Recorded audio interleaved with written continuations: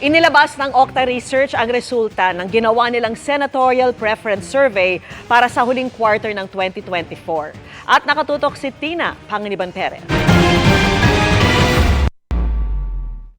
Base sa survey ng Okta Research na isinagawa noong November 10 hanggang 16, kasama sa mga may statistical chance na pumasok sa top 12 sa pagkasenador, sina Congressman Erwin Tulfo, mamamahayag na si Ben Tulfo, dating Senador Tito Soto, sina Senador Bongo, Bong Revilla Jr. at Pia Cayetano, dating Senador Ping Lacson, Senadora Amy Marcos, dating Senador Manny Pacquiao, mga senador na sina Lito Lapid at Francis Tolentino, dating DILG Secretary Benhar Abalos, Makati Mayor Abby Binay, Congresswoman Camille Villar, TV host Willie Revillame, dating Senador Gringo Onasan, Senador Bato de la Rosa at dating Senador Francis Pangilinan.